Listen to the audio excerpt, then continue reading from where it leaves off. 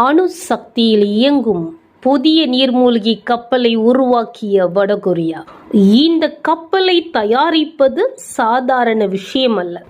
இதுவரை இந்தியா உட்பட வெறும் 6 நாடுகள் தான் இந்த கப்பலை உருவாக்கியிருக்கின்றன.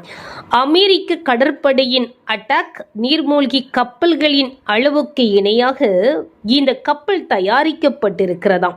அணுசக்தி நீர்மூழ்கி கப்பலை உருவாக்குவது கிம் ஜாங் உனின் நீண்ட கால லட்சியமாம்.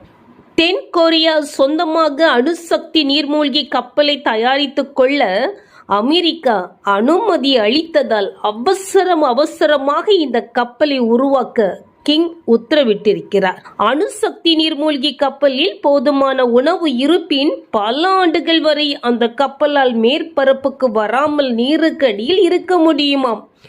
நன்றி.